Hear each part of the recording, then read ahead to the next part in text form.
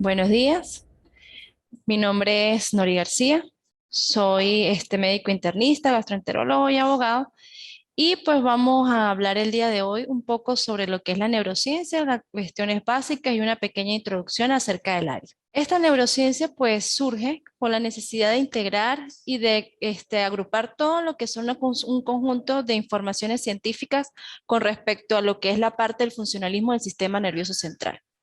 Esto abarca un área importante del conocimiento, desde cada una de las funciones, de cómo se comportan las neuronas hasta cómo nos desempeñamos en la vida diaria. Recordemos que en cada una de nuestras actividades pues está vinculado a lo que es la parte de la conducción nerviosa, lo que es la parte de la sinapsis, la interacción que existe entre las neuronas, la interacción que existe con las vainas, con lo que es la mielina y todo este cuento nos va a permitir que nos adapten cada uno de nuestros comportamientos y cada una de nuestras actividades diarias. ¿Cuál es el propósito que tiene la neurociencia? Entender cómo el encéfalo produce una marcada individualidad de la acción humana y aportar cada una de las explicaciones de la conducta en términos de actividades del encéfalo.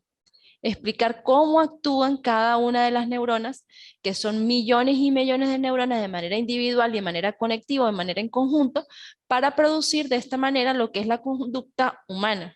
Esta neurociencia deriva de un abordaje multidisciplinario de diversos fenómenos de interés y dan cabida a todas y cada una de las áreas del saber, no solamente de la parte científica o la parte del conocimiento intelectual, sino inclusive cada una de nuestras actividades, cómo nos movemos, cómo integramos cada una de las lecciones.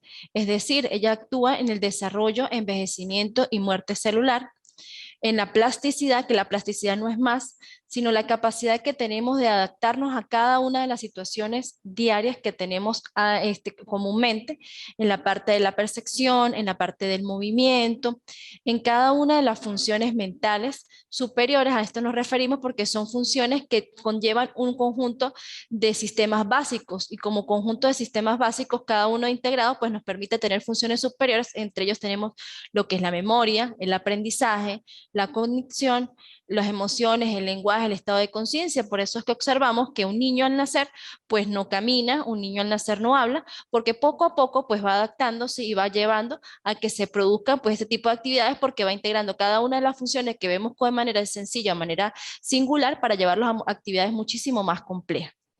Y por supuesto, pues esta es la base también que nos permite estudiar cada una de las patologías. Es decir, si observamos que no solamente tenemos la parte normal, pues también nos permite ver que cuando existe un tipo de alteración, pues observamos cuál es cada una de las patologías.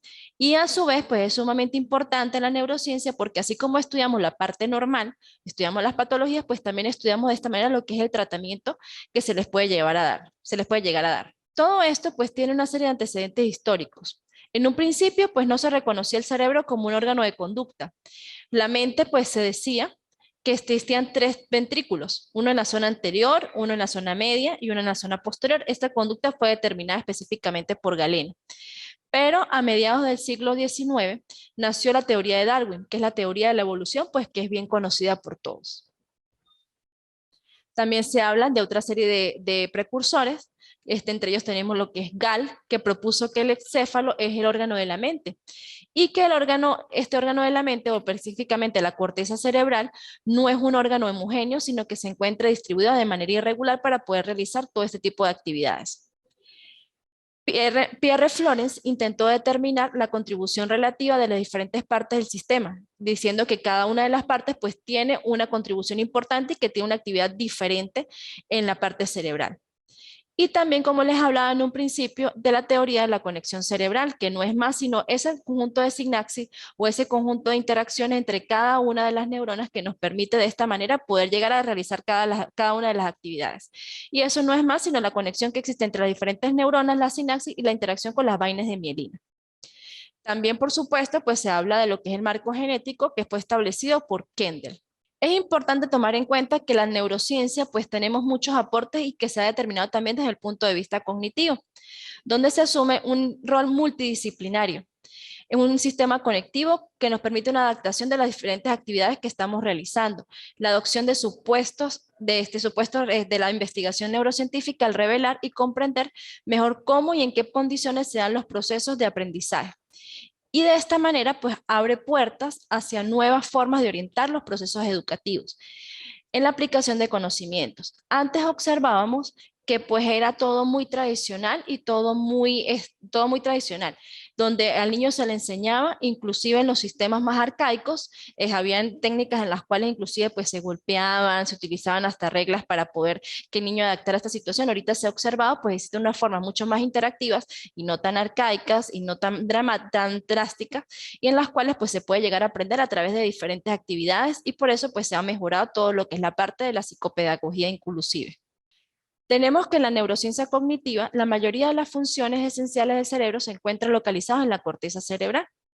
Y allí pues podemos desencadenar una serie de sensaciones, entre las que tenemos el temor, la angustia, el enojo, la amenaza, emociones tanto positivas como desde el punto de vista negativas, un pensamiento lógico, la toma de decisiones y los recuerdos tanto a corto como a largo plazo, así como estados de atención. El cerebro no solamente es reconocido como el procesador de información, el cerebro también se encarga de analizar esa información, se encarga inclusive de ejercer un conjunto de actividades y un conjunto de funciones. Por eso podemos llegar a observar que cuando tenemos algún tipo de estímulo, tenemos por lo menos alguna zona de calor y eso nos coloca en las manos, pues nuestra acción inmediata es retirar la mano, porque no solamente, como le digo, se encarga de analizar, sino también se encarga de procesar esa información y de emitir un tipo de conducta. Y por esta razón se considera que el cerebro es un órgano activo donde se encuentran integradas todas las funciones, donde se encuentra integrado tanto la parte del hemisferio derecho, el hemisferio izquierdo, los diferentes lóbulos, frontal, temporal, parietal, occipital, tanto del lado derecho como del lado izquierdo. Con respecto a la neurociencia del aprendizaje, comienza, como les estaba explicando en un principio, con las unidades más pequeñitas y más chiquiticas que tenemos, que son las neuronas. Cada una de esas neuronas se encarga de recibir esa información. Al recibir esa información nos permite no solamente llegar a la conexión, sino que también la emitimos al cerebro, como les estaba explicando, al emitirlo al cerebro, esto nos permite el procesarlo, el analizarlo y al regresar la información nuevamente para realizar algún tipo de conducta. Las dendritas, pues como conocemos, son las partes, las ramificaciones de las neuronas que nos permiten realizar más y más y más cada una de las conexiones neuronales. Y la información que se codifica, pues es transmitida a través de un conjunto de moléculas químicas. Estas moléculas químicas son los llamados neurotransmisores. La neurociencia nos revela el procesamiento de la información sensorial recogida del mundo que nos rodea y de nuestro propio cuerpo, que se realiza por medio de circuitos formados entre neuronas. Y el cerebro cambia debido a su plasticidad. La plasticidad celular no es más, o neuronal no es más, sino aquellos mecanismos adaptativos donde a través del tiempo y a través de un conjunto de aprendizaje, a través de un conjunto de acciones, bien sea de manera positiva o de manera negativa, nos permite ir adaptándonos y nos permite teniendo diferentes respuestas a los estímulos previamente descritos. El cerebro humano es un complejo sistema capacitado para funcionar y adaptarse a diferentes niveles simultáneamente. Es un órgano social que interactúa con el entorno y las relaciones interpersonales. Las emociones son críticas para la elaboración de preceptos. Eso es algo muy, muy importante. Antes se conocía que solamente estaba determinado por la parte orgánica o por la parte del conocimiento científico. No solamente eso, sino también se encuentra determinado por el conjunto de emociones. Por lo tanto, el clima emocional es apropiado para una sana educación.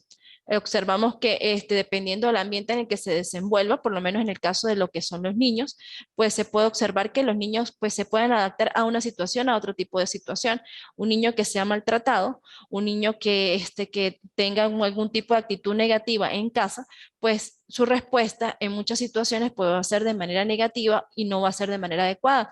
A diferencia de un niño donde tenemos amor, donde no tenemos ningún tipo de maltrato, pues este niño pues va a tener un tipo de actitud totalmente diferente al niño que fue maltratado, a pesar de que sean situaciones iguales o similares a las que se le esté presentando en algún momento. El cerebro percibe y crea simultáneamente las partes y el todo, ya que ambos hemisferios interaccionan entre sí.